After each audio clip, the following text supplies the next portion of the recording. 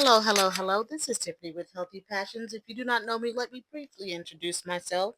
I am a certified personal trainer, certified wellness coach, certified energy healer by birth. I am an oracle, prophetess, and a natural healer. Today we're going to do our Herbal Fridays with Healthy Passions, and I do apologize for the delay. I am recovering from a pretty bad allergic reaction from 2 days ago. So if you're having trouble understanding me or if I'm breathing too heavy, I do apologize, but I do want to make sure I get this video out because it is overdue. It is a little later than normal, but I want to make sure I got it out today. All right. Today we're going to do our campaign, and it is also known as Inula Helenium. Okay. So Elecampane, a member of the sunflower family, is also a part of the sunflower family, Ester Archaea, right? It's also commonly known as horseheal, horse elder, wild sunflower, starwort, and elf dog. According to legend, the plant sprung up where the tears fell from Helen of Troy. The plant that was The plant was considered sacred to the Celts and was thought to be associated with the fairy folk. All right. So when they put Celts and fairy folk, I know that they are talking about the ancient Celts, not the ones that are there claiming to be the Celts in modern day. That would be a Hebrew Israelite tribe there, here in the Americas, and some in Europe. Okay. So don't when anytime you see Celts and then also mention of fairy folk, that's going to be our people. All right, so let's go on to continue. A campaign is found in moist soil and shady places. It is cultivated in North America and is naturalized in the eastern United States, growing pastures along roadsides and at the base of eastern and southern facing slopes. All right. Edible use. The root has been used in the making of astantine and as a condiment. It stimulates pungent and bitter taste, but it all but it also has a sweet flavor due to its high polysaccharide content, or insulin. Insulin, not to be confused with, I'm sorry, I said it wrong. I'm going to read it again, and this is why I'm glad she made this correction. So I'm just going to start it over. It stimulates a pungent and bitter taste, okay? But it also has a sweet flavor due to its high polysaccharide content. Inulin, which is Inulin, inulin, not to be confused with insulin, is a prebiotic, but it is used to feed and support healthy gut bacteria. Okay. I want to make sure I made that distinction because I kind of read over it. If you read over it too fast, you're going to think it's insulin, and she made a correction in the writing. All right. So medical use. The L-campaign root is part of the most often used medically. Asian traditions also use the flowers, but I have had the best results from the roots. L-campaign root is useful fresh and dried. It can be infused into honey, extracted in alcohol, made into cough syrup, or made into tea. In most cases, it's best to start with a small dose and slowly increase it until the best results are obtained without nausea or overly drying effects.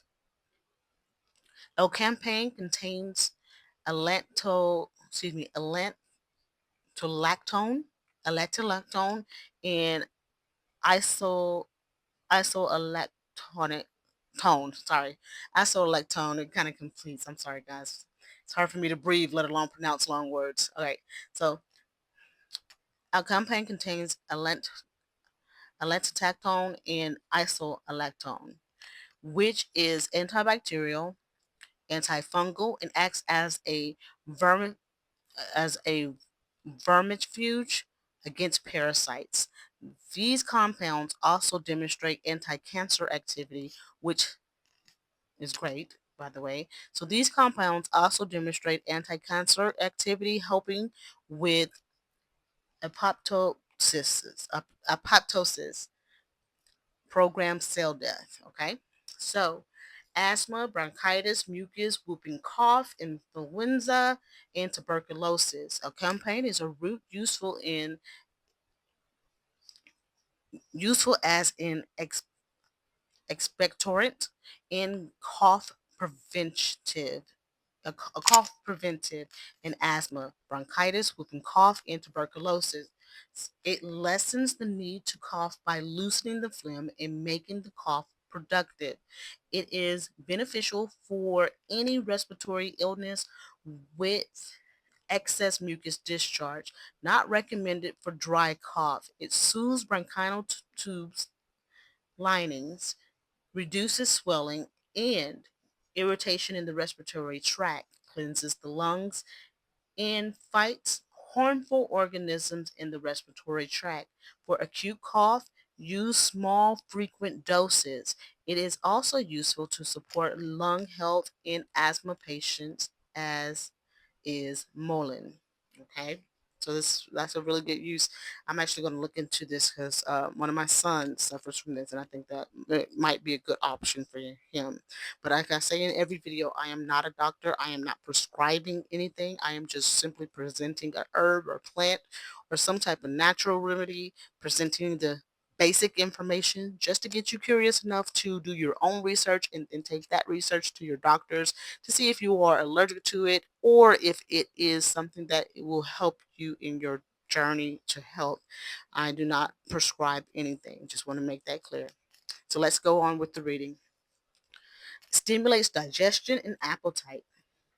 While Alcapane is mostly valued for its effects on the respiratory system, it is also valuable for treating digestive system problems. It is warming, draining, and bitter. Use Alcapane for poor digestion, poor absorption, poor appetite. Mucus is in the digestive system, excess gas, right? And lectory or sluggishness of the digestive system. Alkaline strengthens digestion and improves absorption which is beneficial in malnourished or undernourished patients. It also treats nausea and diarrhea. Type 2 diabetes. The high inulin content in Alkapain is helpful for patients with high blood pressure with high blood sugar, with high blood sugar and for type 2 diabetes patients. Inulin slows down sugar metabolism, reduces blood glucose spikes, and decreases insulin resistance. It may also reduce inflammation associated with diabetes. All right, intestinal parasites. Alkaline is a vermifuge that eliminates intestinal parasites from the body, including hookworm, roundworm, treadworm, and whipworm. Cancer. L-campine contains alactocin and isoalactocin, which have been shown to help with programmed cell death, apoptosis for certain cancers. Harvesting. All right, so harvest fresh alcapine root in the fall, which we're entering into fall, so this is something to look forward to. So harvest fresh alcapine root in the fall after the plant has produced seed, or in the early spring before leaves appear. I prefer roots that are 2 to 3 years old. Older roots are too woody and younger roots lack their full medical potential. It is best to dig up some of the larger horizontal roots and leave the remaining roots so that the plant can continue to grow. So as always, when you are dealing with herbs, you don't want to completely just take out the plant. You want to make sure that it can continue to grow if possible. All right. Warning. I always read the warnings. So, warning. Large doses of alkapine can cause nausea, vomiting, and diarrhea. Avoid use of alkapine during pregnancy since it can cause contractions and is a uterine stimulant. A uterine stimulant. Skin rashes have been reported in sensitive people. Persons persons with known allergies to the plant in the astro family should avoid using alkapine. That's one of the things I was telling you about. So you need to make sure you're not allergic to it. Alkapine can lower blood sugar and could interfere with blood sugar control in diabetics.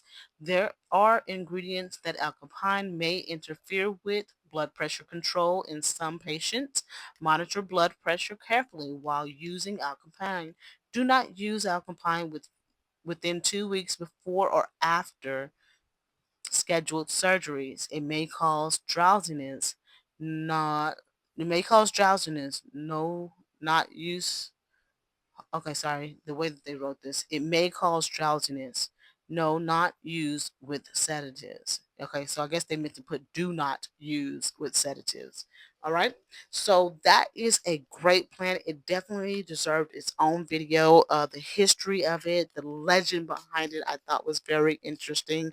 I had put a post on Facebook. I was just going to type it out today because I really didn't want to talk because I'm having such trouble breathing right now. But because of the legend and then the Celts, and then I seen the word fairy folk, I knew that was our people. So I thought it was interesting and I wanted to go ahead and get that history, that information out. So, and plus where it's grown in our homeland. So that's a great place. It's native to here. So I love you guys. Take care. I'm going to go ahead and post this video. Have a great night.